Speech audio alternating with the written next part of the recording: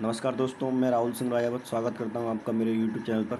दोस्तों, आज से हम इसमें यूपी पुलिस के लिए हिंदी के प्रैक्टिस सेट स्टार्ट कर रहे हैं, है ना दोस्त। तो आइए स्टार्ट करते हैं पहले क्वेश्चन के साथ। और जो चैप्टर हम स्टार्ट कर रहे हैं वो है वर्णमाला, है ना। तो वर्णमाला से जितने भी प्रीवियस क्वेश्चन होंगे वो सारे क्वेश्चन को यहाँ पर कवर करने वाले हैं। तो पहला क्वेश्चन है कि भाषा की सबसे छोटी इकाई क्या है, को क्या कहा जाता है। ए वर्ण, उच्चारण, पद या शब्द। तो देखिए दोस्त, भाषा की सबसे छोटी इकाई को क्या कहा जाता है। तो भाषा की सबसे छोटी इकाई को कहा जाता है दोस्त वर्ण। क्या कहते हैं अपन। तो भाषा की सबसे छोटी इकाई क्या होती है, वर्ण होती है। ठीक है। अगर मैं ऐसा सबसे बात करूँ सबसे छोटी इकाइयों की, तो सबसे छोटी इकाई जो होती है वो सबसे पहले ध्वनि, है ना। अगर गलत लग जाए तो देख लेना, क्योंकि थोड़ा सा क्या लिखने में दिक्कत होती है इसमें। अरे यार।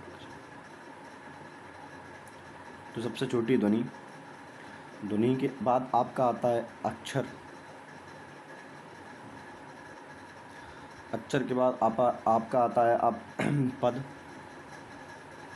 फिर पदबंध, फिर उपवाक्य,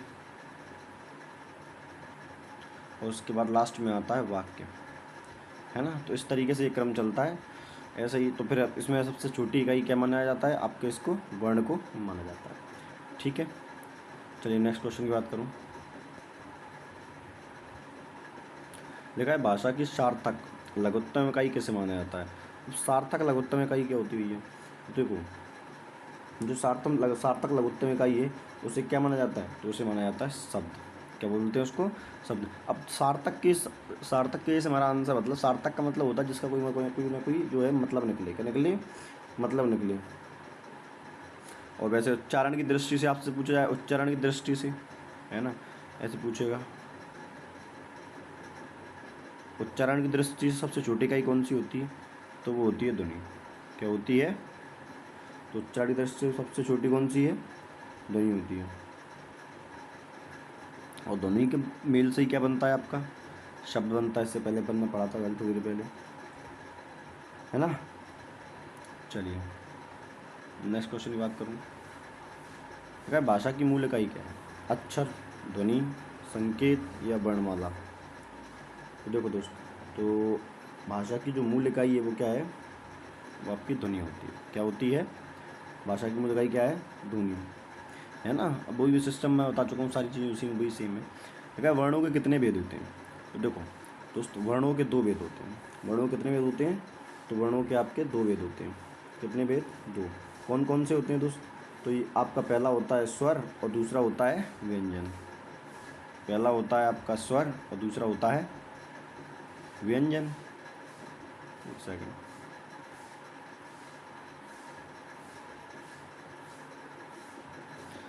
अब देखो कहाँ गया, ब्लैक मार्कर कहाँ गया, ये रहा। तो हाँ, तो पहला आपका होता है स्वर और दूसरा आपका होता है व्यंजन, है ना। हिंदी भाषा में स्वर कितने होते हैं, 11, और व्यंजन कितने हैं, 41। और टोटल वर्ण कितने बनते हैं दोस्त, 52 वर्ण बन जाते हैं। ठीक है। नेक्स्ट क्वेश्चन याद करना। लिखा है हिंदी भाषा में कुल वर्ण लिपियों की लिपियाँ हैं। अब कुल वर्ण लिपियाँ पूछ ली दोस्त आपसे, तो दोस्त हिंदी भाषा में कुल वर्ण लिपियाँ कितनी हैं, 52। याद बता के आया, 52 को ऐसे तोड़ना है 41 + 11 में, है ना। 41 क्या है आपका, व्यंजन है, और 11 क्या है आपके, तो स्वर है ना। अगर इसमें भी अगर तुम तोड़ना चाहते हो डीप तरीके से, तो और ऐसे देख सकते हैं अपन।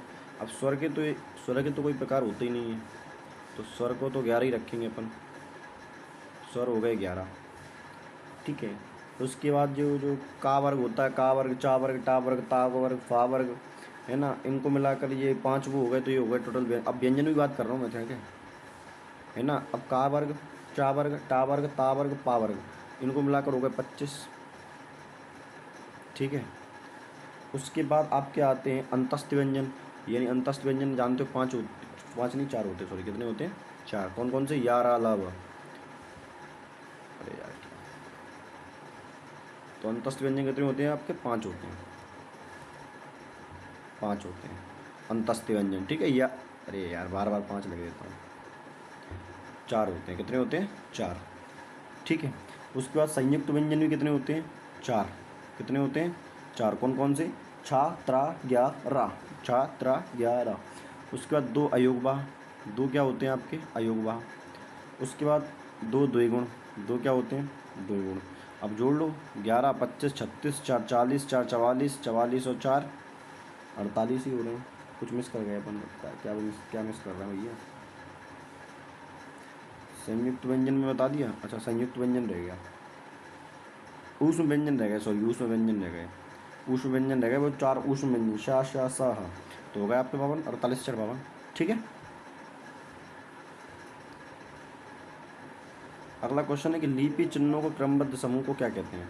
लिपि चिन्हों के क्रमबद्ध समूह को क्या कहते हैं दोस्त। लिपि चिन्हों के क्रमबद्ध समूह को हम वर्णमाला कहते हैं। तो वर्णमाला है क्या।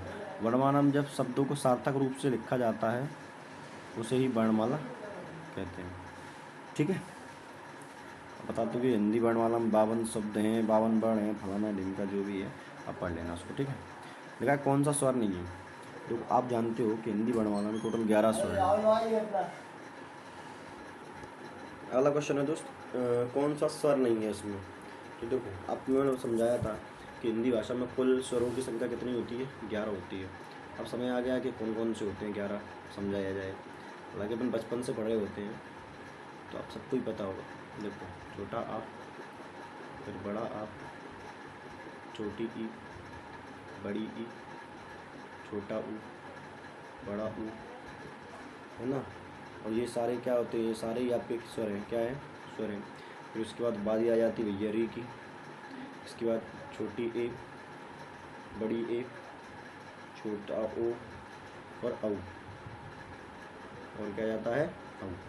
तो देखो ये सारे आपके स्वर लिखे हैं। अब पहचान लो इसमें से कौन सा नहीं है। तो भैया सब दिखाई दे रहा है कि बाप का स्वर नहीं है। बा क्या होता है, बाप का व्यंजन होता है। अब दो ही प्रकार है, स्वर नहीं होगा तो व्यंजन होगा। इनमें से री क्या है, अभी पढ़ के आए थे। तो री क्या है आपका, स्वर है। न व्यंजन है, न दोनों है, न स्वर। ठीक है। नेक्स्ट सोचिए मत करो, इनमें से शब्द री की मात्रा का उपयोग किया गया है। रिपु ये तो रा की ई की मात्रा है। ठीक है। क्रिया ये रा का रेफ रूप है, ये तो नहीं है। ये वर्षा ये भी रा का ये रा की मात्रा लगी है, इस वाले रा की। ठीक है। तो वृष्टि जो है आपका करेक्ट आंसर है। वृष्टि में आपका छुपा हुआ है ये री वाली, इस री की मात्रा लगी हुई है। ठीक है।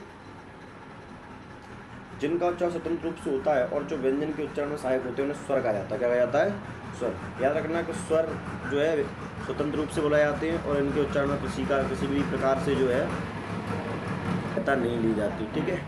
चलो स्वरों की संख्या कितनी है, 11 13 9 10। दो स्वरों की संख्या कितनी है, 11। कितनी है, 11। नेक्स्ट क्वेश्चन, स्वरों का उच्चारण व्यंजनों की सहायता से होता है। गलत बात है, ये उल्टा है इसका कि व्यंजनों का उच्चारण स्वर की सहायता से होता तो बिल्कुल सही होता।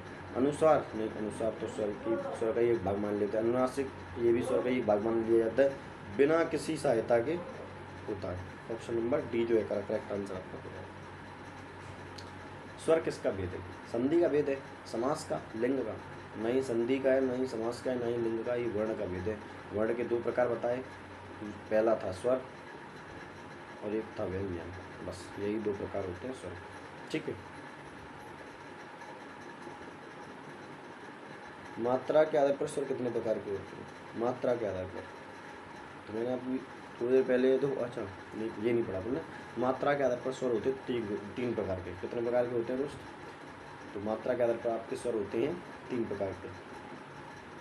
अब कौन कौन से होते हैं दोस्त समझ लो जरा।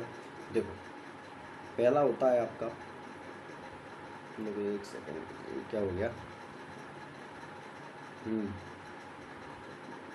ठीक। चलो देखो, तो पहला है आपका ह्रस्व स्वर। कौन सा है, ह्रस्व स्वर। दूसरा होता है आपका दीर्घ स्वर और तीसरा होता है आपका प्लुत स्वर। कौन सा होता है, प्लुत स्वर। ठीक है। ह्रस्व स्वर क्या होते हैं कि जिन स्वरों के उच्चारण में एक मात्रा का समय लगे उन्हें बोलते हैं ह्रस्व स्वर, और जिन स्वरों के उच्चारण में ह्रस्व स्वर से ज़्यादा टाइम समय लगे उसे बोलते हैं दीर्घ स्वर, और जिन स्वरों के उच्चारण में दीर्घ स्वर से भी दुगना समय लगे उसे बोलते हैं प्लुत स्वर, है ना। उसके बोलते हैं प्लुत स्वर। एक ही होता है प्लुत स्वर, आप इस प्रकार से अगर आपने देखा हो कभी। ठीक है ना। तो देखो, तो स्वर मात्रा के आधार स्वरों के कितने प्रकार हैं? तो 3 प्रकार हैं। कितने प्रकार होते हैं दोस्त? 3। हो गया क्लियर? तो ठीक है। देखा ह्रस्व स्वर दीर्घ स्वर किस प्रकार में? संधि के तो नहीं है, व्यंजन के भी नहीं है, ये तो ऑप्शन है ही नहीं। स्वर के प्रकार इसके स्वर किस समूह में सभी दीर्घ स्वर हैं? किस समूह में सभी दीर्घ स्वर हैं? देखो इसमें तो ये आ गया, ये क्या होता है? ये छोटा स्वर हो गया। छोटा मतलब तुम्हें लगे ये दीर्घ नहीं है, ये कौन सा है? तो ये आपका ह्रस्व स्वर है। कौन सा है? ह्रस्व स्वर आ गया इसमें। इसमें भी आ छुपा हुआ है, ये भी ह्रस्व स्वर आ गया। ठीक है, तो ये 2 ऑप्शन तो मैंने काट दिए। उसके बाद अब देखो, अब तो आप समझ में ही आ गया होगा कि ऑप्शन नंबर ए जो है करेक्ट आंसर। इसमें भी यही दिख रहा है, ये भी दिख रहा है, ये भी दिख रहा है, ये भी दिख रहा है और ये भी दिख रहा है। ठीक है ना? चलो देखा हिंदी भाषा में ह्रस्व स्वरों की संख्या कितनी है? तो हिंदी भाषा में कितने ह्रस्व स्वर होते हैं भैया? तो आप बताओ। तो हिंदी भाषा में ह्रस्व स्वरों की संख्या कितनी है? 4। कितनी है? 4। ह्रस्व स्वर मतलब सबसे छोटे वाले स्वर। तो देखो कौन कौन से हैं? छोटा आ, छोटी ई, सॉरी छोटी ई है, ध्यान रखना। ठीक है, उसके बाद छोटा ऊ और उसके बाद री। ये सारे क्या हैं आपके? ये सारे आपके दीर्घ स्वर हैं। कौन से हैं? सॉरी ह्रस्व स्वर हैं। कौन से हैं? ह्रस्व स्वर। नेक्स्ट क्वेश्चन, जिन स्वरों के उच्चारण में 2 मात्रा का समय लगता है, ह्रस्व स्वर से दुगना समय लगता है, उन्हें क्या कहते हैं? उन्हें बेटा कहते हैं आपके कौन से? ह्रस्व स्वर से दुगना समय लगता है तो उसे क्या कहते हैं? गुरु स्वर कहते हैं। कैसे क्या कहते हैं? गुरु स्वर। और इसी का ही दूसरा नाम है आपका दीर्घ स्वर। कौन से हैं? दीर्घ स्वर। कोई दिक्कत? सर कोई दिक्कत नहीं। नेक्स्ट लिखा है निम्नलिखित में से कौन सा दीर्घ स्वर है? देखो ये आपका नहीं है दीर्घ स्वर। अच्छा क्वेश्चन कुछ अजीब से नहीं लग रहा। दीर्घ स्वर है तो दीर्घ स्वर आपका ये वाला है। कौन सा है? तो ये आपका दीर्घ स्वर है। कौन सा है? दीर्घ स्वर है।